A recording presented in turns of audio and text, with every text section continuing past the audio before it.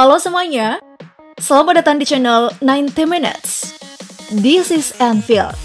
Penggalan kalimat itu begitu masyhur menggambarkan betapa hebatnya Liverpool saat bermain di kandang Anfield.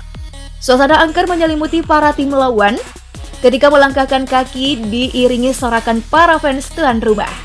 Ya, stadion memang menjadi rumah kedua bagi klub dan para supporter, tempat menaruh harapan dalam menuju kemenangan pada sebuah laga. Namun, bagaimana jadinya jika stadion yang dinanti dan didamba-dambakan oleh klub malah tak kunjung jadi, bahkan mangkrak dan tak terurus? Nah, kali ini nanti Minutes telah merangkumnya dalam deretan stadion yang ditelantarkan di Indonesia. So, let's check this out.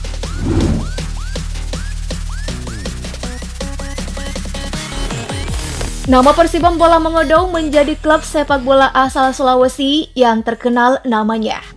Pada tahun 2000-an kehadirannya bisa memberi warna untuk kompetisi nasional. Tapi, cerita di balik itu semua sekarang telah hilang dengan jarangnya melihat Persibom. Nasib suram itu ternyata berimbas pada stadion kebanggaannya, Gelora Ambang yang sekarang tidak terumat. Tribun stadion ini bagian depan sudah beralih fungsi menjadi rumah warga dan tribun barat layaknya gelondongan kayu di hutan. Tidak itu saja, bagian atap tribun juga rusak parah dengan rumput liar.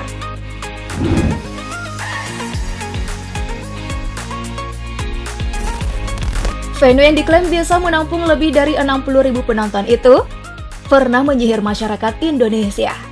Kapasitasnya terbilang cukup besar dan bisa menyaingi Stadion Utama Gelora Bung Karno di Jakarta. Sampai-sampai PSSI menggelar babak perebutan ketiga dan final divisi utama musim 2008-2009. Persisam Putra Samarinda yang kini menjadi Bali United pun pernah berkandang di sana pada Indonesia Super League di tahun 2014.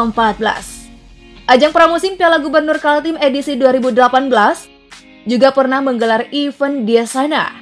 Nah, setelahnya praktis tak ada lagi kegiatan hingga akhirnya kondisi stadion mulai memburuk. Unit pelaksana teknisi daerah yang berada di bawah Dinas Pemuda dan Olahraga Provinsi Kaltim lebih menganak-emaskan Stadion Madia Sempaja soal anggaran. Alasannya Stadion Palaran tak ada kegiatan sehingga alokasi dana perawatan dialihkan ke Stadion Madia Sempaja.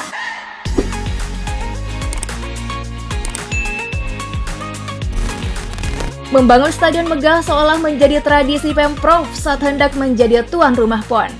Stadion Utama Riau memang terbilang istimewa kala dibuka untuk menggelar PON 2012. Maklum, dana pembangunannya dikabarkan mencapai lebih dari 1 triliun rupiah. Timnas Indonesia U22 pun pernah menjadi tuan rumah kualifikasi Piala Asia U23 2013 di sini. PSPS Pekanbaru yang sekarang bernama PSPS Riau pernah beberapa kali berkandang di stadion berkapasitas lebih dari 40.000 penonton ini. Pemasukan untuk biaya perawatan pun terbilang minim. Selain itu, stadion ini pernah disengketakan. Pemprov Riau selaku pemilik stadion ternyata berhutang 264 miliar rupiah kepada kontraktor. Nah, setelah PON, kualifikasi Piala Asia U23 dan PSPS, tak ada lagi event yang digelar. Stadion pun dikabarkan beralih fungsi menjadi lokasi mesum. Wah.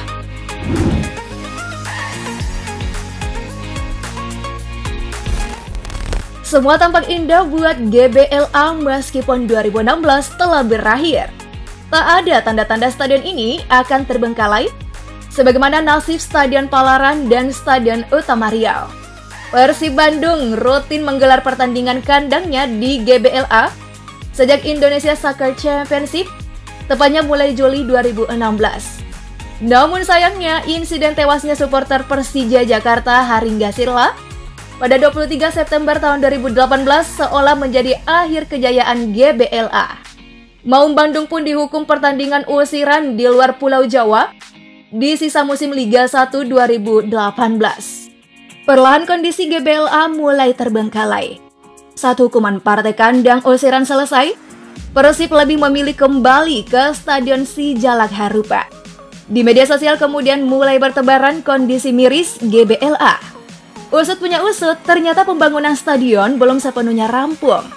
Hal itu diperparah dengan kasus korupsi pada tahun 2015. Yayat Ahmad Sudrajat yang merupakan mantan Sekretaris Dinas Tata Ruang dan Cipta Karya Kota Bandung divonis hukuman 5 tahun 6 bulan setelah melakukan tindak pidana korupsi.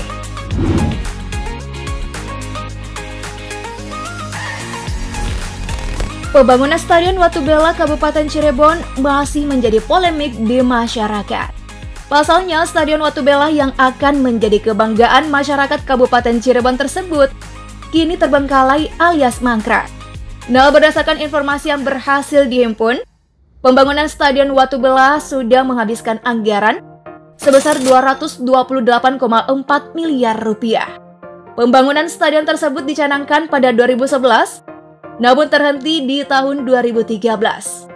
Seperti diketahui, awalnya Sports Center Watubela dibangun untuk menjadi salah satu tempat pelaksana Pekan Olahraga Nasional PON ke-19 di tahun 2016.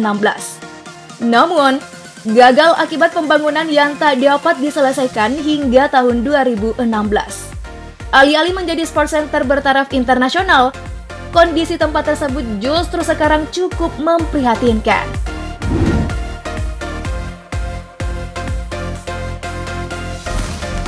Para pemain dan supporter klub PSM rupanya masih harus terus mengelus dada menantikan hadirnya Stadion Impian. Sudah memasuki 11 tahun terhitung sejak dicanangkan pembangunannya. Pembangunan Stadion Barombong dimulai saat masih dalam masa kepemimpinan Gubernur Sulsel, Dr. Haji Syahrul Yassin Limpo SHMSI MH, yang kini telah menjadi Menteri Pertanian Republik Indonesia. Sayangnya pembangunan Stadion Barombong tidak kunjung rampung. Bahkan, terlihat beberapa sisi bangunan kini sudah mulai ambruk. Terlantarnya pembangunan Stadion Barombong, banyak pihak mengaitkan lemahnya para pihak, mulai dari aparat terkait bidang perencanaan, pengawasan, dan yang berkaitan dengan budgeting atau penganggaran di tingkat eksekutif, serta legislatif Provinsi Sulawesi Selatan. Namun, belakangan ini terdengar kabar Wali Kota Makassar Muhammad Ramdan Pomanto menyatakan siap menyempurnakan kembali Stadion Barombong yang terbengkalai apabila mendapat izin kewenangan dari pemerintah Provinsi Sulawesi Selatan. Pihaknya pun diketahui akan menyiapkan anggaran 100 miliar rupiah dari APBD Kota Makassar untuk melanjutkan pembangunan stadion sekiranya mendapat persetujuan dari Pemprov Sulsel maupun DPRD Sulawesi Selatan. Kita tunggu saja ya kabar selanjutnya.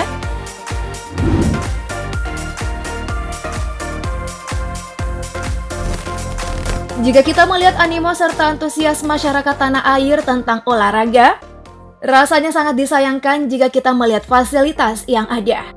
Hal ini semakin menunjukkan bagaimana gambaran sepak bola Indonesia saat ini. Perbaikan merupakan hal yang wajib dilakukan pemerintah untuk membuat macan Asia bangun dari tidur panjangnya.